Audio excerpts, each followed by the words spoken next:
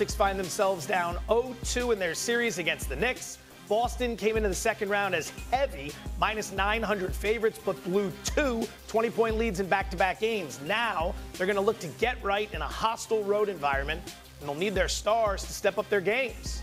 Jason Tatum has struggled so far in this series, going 12 for 42 from the field while averaging just 18 points per game. Tatum's 29% field goal percentage in the first two games of this series is his worst percentage over a two-game span in his career when attempting at least 40 shots. Tatum took accountability for it yesterday. I take full ownership on the way that I've played in this series.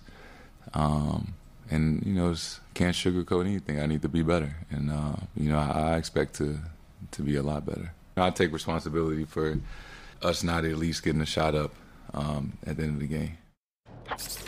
Oh, yeah. Show just got a lot more handsome. Say hello to Jay Will. Jason, what's at stake for Jason Tatum tomorrow in Game 3? Guys, SA, I always like to be my authentic self, so I'm about to keep it 100 on this. The last couple of days, I've seen a lot of trash. I've seen a lot of slander. I've seen a lot of BS. There's a lot of people out there questioning the legacy of Jason Tatum. And just let me say for the record, his damn legacy is cemented. Is it complete? No, it's not. But we are talking about a guy who's an NBA champion, a four-time All-NBA first-teamer. We're talking about a guy who's an NBA Conference Final, Eastern Conference Finals MVP, and a guy who has the most in Celtic playoff basketball history. So seeing people out there talking about, well, this is what Steve Kerr was talking. This is the narrative that's BS, man. Stop. Lose me with all that. Is there room for improvement from Jason Tatum? You're damn right there is. I am not absolving Jason Tatum of his poor play. Obviously, you saw the numbers.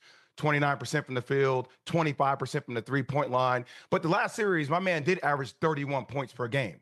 So is there a lot to compete for him to continue to chase the next iteration of his legacy? Sure. But people out there that try to tie these loose-ended narratives, Stephen A., about, he's so passive and he's not really the guy that could be the face. Just leave me with all that. He's having two poor playoff performances. Yes, he could have shot the ball in the last play. Yes, he should have drove the ball in the first game. Is he in his own head? You're damn right he is. LeBron James has had moments where he's been in his own head. Michael Jordan has had moments where he's been in his own head. Now, I'm not putting him in the same bucket as those two. They're obviously on a different level. But we keep acting like Jason Tatum is some softy out here who hasn't accomplished anything. What is the media trying to do? I understand the Celtics are favored, they're down. But is there something for him to prove? Yes, there's always something for Jason Tatum to prove. He is competitive, he is fiery. He shows it in different ways than Anthony Edwards. But I'm not going to allow people in the media to discredit this man's resume, because his resume is damn impressive, Stephen A. It's damn impressive. Well, for the audience's perspective, you clearly ain't talking about me. Because 24 hours. No, I'm not talking about you. No way. Not you, brother. Not you. Because 24 hours ago, I was arguing with Kendrick Perkins. I didn't want to hear anything about legacy. The man is a champion. He's been to 2 NBA Finals. He's been to 5 Eastern Conference Finals. All right? He's a full-time All-NBA first-teamer. I don't want to hear that about legacy, especially when he's already got a banner hanging in the rafters for TD Bank Garden above the parquet floor. Having said all of that, Jay, I totally agree with you for the most part. I didn't have a problem with the Steve Kerr thing, though, only from this perspective. I knew that he deserved better. In other words, to not play is one thing, but for somebody to walk up to this quality of play and say, I don't know if I'm going to be able to find time for you before the game even begins, it's something that I struggle with. Me and Wendy have gone back and forth with that because I thought he deserved better than that. And I think that we walked into this postseason recognizing what he was going to do during the regular season, and that come playoff time, he was going to take it to another level because this reigning defending NBA champion had something to prove because he had a chip on his shoulders. In other words, we expected better from Jason Tatum. Jason Tatum just expected better from Jason Tatum. Against the Knicks in 4 victories this year, 4-0 against the Knicks in the regular season. He averaged 33.5 points on 53% shooting from the field and 48% from three-point range. He has annihilated the New York Knicks this year until the playoffs began. And nobody, you can't find me a basketball mind on this planet who thought that the New York Knicks would walk into Boston and be up 2-0 after departing from Boston against the defending champions. Nobody saw this coming. And so because it's here, now we get to look at certain things. 1 of 7 in the paint in the non-restricted area.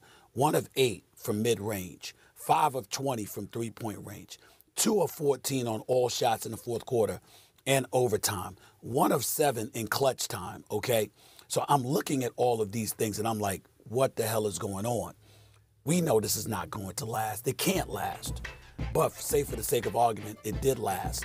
What I tried to explain to everybody yesterday, the Boston Celtics have taken 100 three-point shots in 2 games.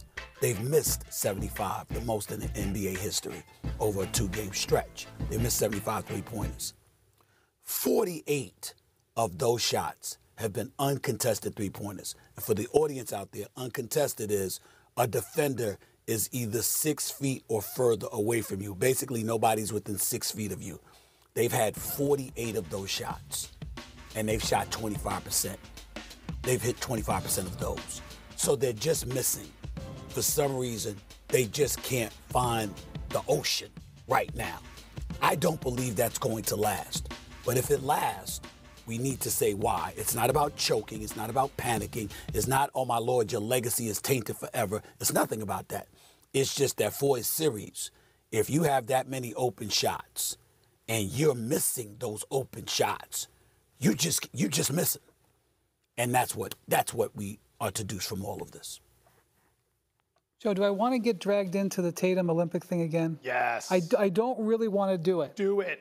I don't want to do it. Yes, you do, Wendy. He and I have gone back and forth about this for months. We understand. It's a new meme. The Olympic thing has nothing to do with this. The Olympic thing was a matchup situation against Serbia. He played in the other 4 games. It was only against Serbia. It has nothing to do with what he's doing in this series. It's not a vindication for Steve Kerr. It had to do with a matchup against Serbia in an international game where Serbia started 3 7-footers, and it's a 40-minute game. Okay, it has nothing. I see people connecting this, like giving Steve Kerr credit. Nothing to do with it. Are the Knicks the Serbia of the NBA? Thank you. No, hell no. Stop, Joe. I've been around long enough where do you know how many times I've dragged my backside to Boston in my 20-year career in the playoffs? So many times. And over the last 6 or 7 years with this particular group, do you know how much time I've spent with this team? And I can tell you that I've seen Jason Tatum at the absolute bottom, and I've seen Jason Tatum at the absolute top. I've watched him drop Game 7s at home. I've watched him win Game 7s on the road. I've watched him score 50. I've seen him score 15. I've seen him hold the trophy. I've seen him walk out with his head down. He's always been there because he's so great that he and Jaylen Brown and the rest of the Celtics that come around him are always there. The reason that Jason Tatum has such a complex history in these situations is because he's been there so often, because he's so good. In the last series, he hurt his wrist. It was a bone bruise, okay? He missed a game. It was like, oh my gosh, what's going to happen? Are the Magic going to do something? He came back and had 37, 36, and 35, okay? He has had 2 bad games. Absolutely. Terrible. Terrible. But the idea that his legacy or anything is at stake, you're not giving credit where it's due, and it is due here.